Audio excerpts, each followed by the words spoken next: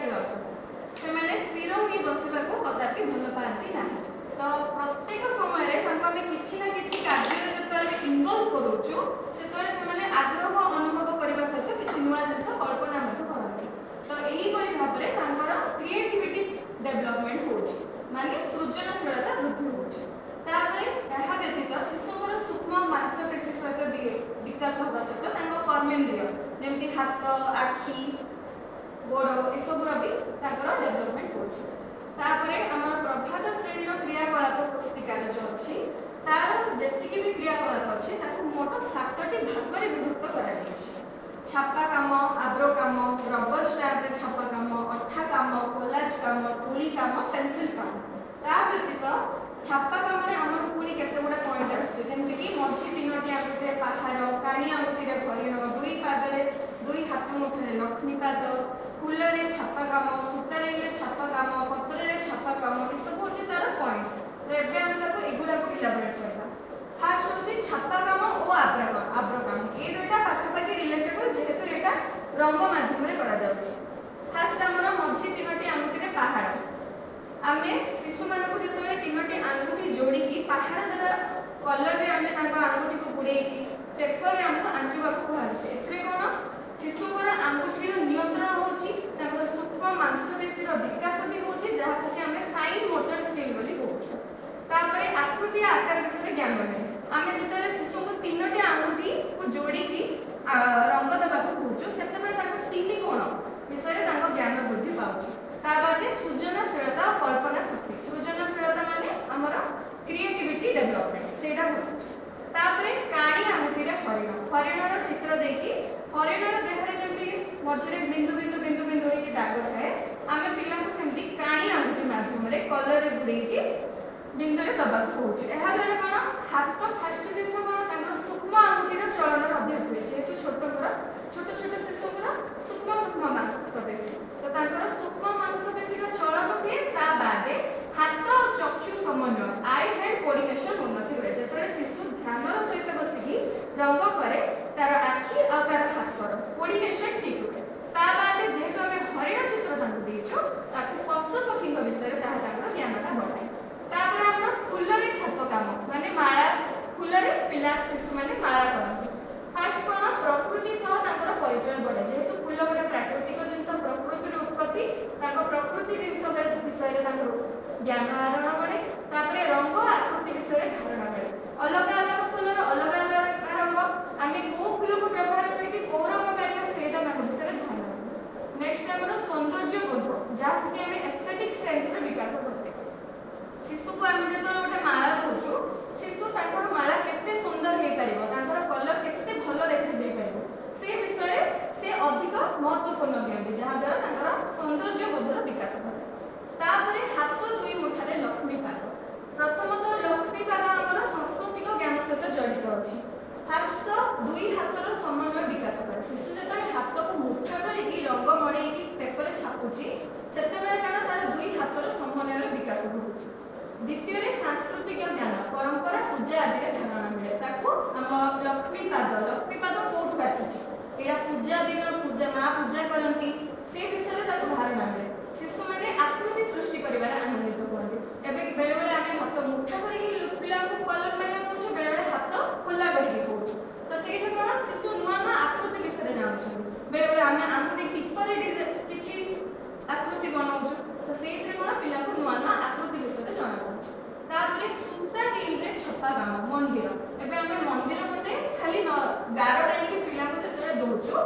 किछि गोटे नुआ वस्तु देलु पिला जेमिति आमे एठी हाथ देलु एठी हम फूल देलु एठी काणी आंगुठी रे कहलो करिबा पई एरा सेमते सूतारे एथरे कोन आमे ताको गारो टाणी कि जेहेतु देइछु ताकि से आकृति अनुଯାयी सेतरे सूतारे छापिले तो सेथरे आकृति गठन केमिति हेछि मंदिर से विषय ताको धारणा वृद्धि अछि आ सृजनशील चिंतन विकसित होय माने हमर क्रिएटिविटी डेवलपमेंट सेठी भी होछि। तापर असला हमर पत्र रे छापा काम पत्र रे जतने शिशुटी रंग मारिकी सी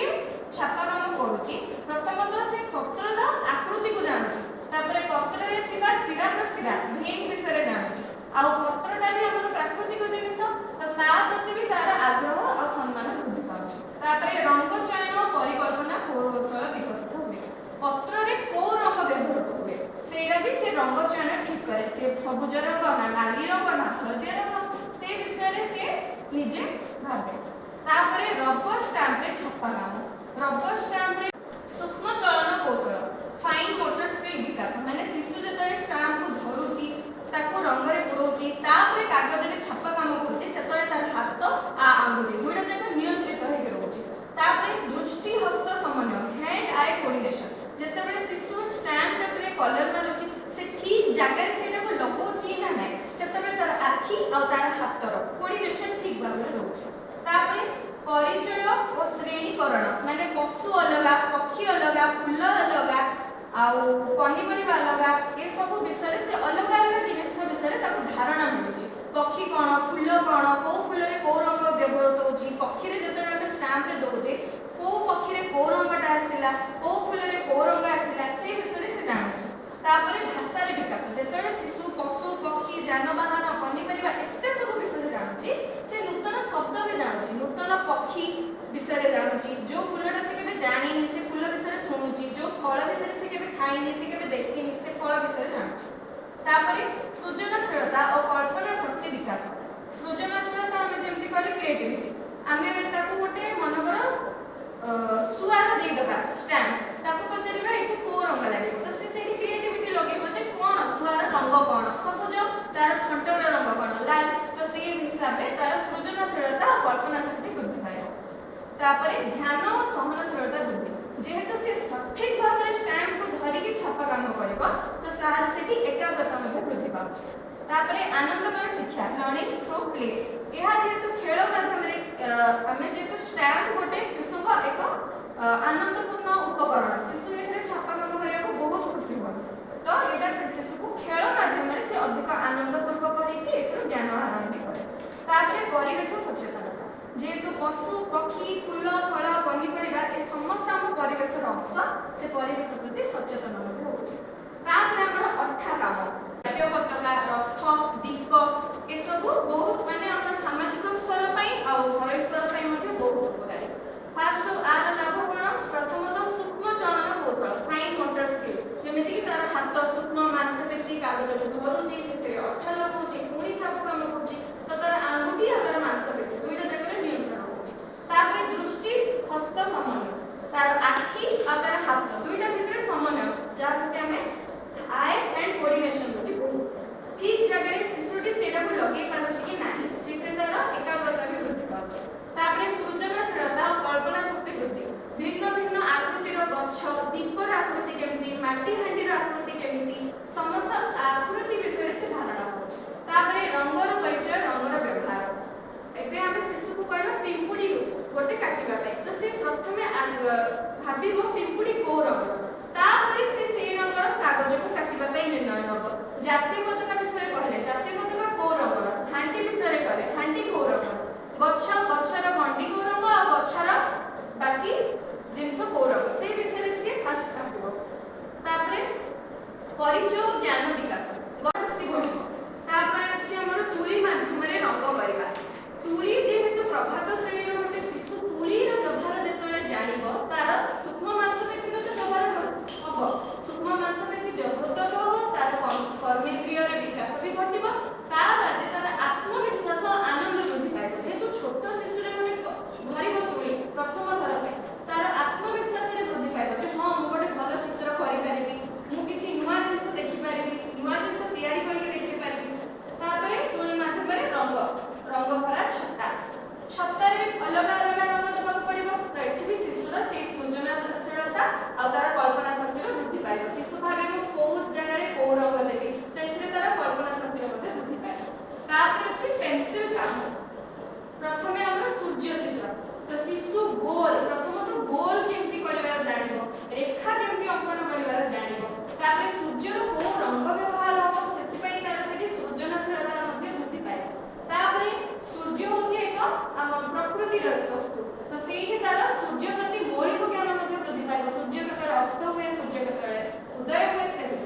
तापरे पहाड़ आंकिला बेले शिशु साधारणतः तार आकृति ऊपर अधिकार धारणा पाए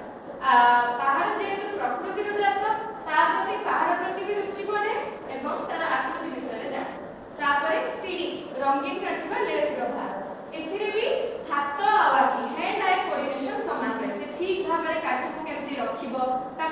ସଜେଇବ ତ ଏଥିରେ ତାର ହ୍ୟାଣ୍ଡ ଆଇ କୋଅର୍ଡିନେସନ ବୃଦ୍ଧି ପାଏ ଆଉ ସଜେଇବା ଦ୍ୱାରା ତାର ସୃଜନଶୀଳତା ବି ବୃଦ୍ଧି ପାଏ ସେ କେମିତି ସେଇଟାକୁ ରଖିବ ଆଉ ସମସ୍ୟା ସମାଧାନ କୌଶଳ କିପରି ଲଗାଇବା ବିକାଶ ପାଏ ତାପରେ ଘର ଛାତରେ ନଡ଼ା ବା ପାଳ ଲେସ୍ରେ ଧାର କରିବା ବିଭିନ୍ନ ସାମଗ୍ରୀ ବ୍ୟବହାରରେ ନୂତନ ଅନୁଭବ ମିଳେ ଶିଶୁଟି କେବେ ନଡ଼ା ଲଗେଇକି କିଛି ଜିନିଷ ବନେଇ ନଥିବ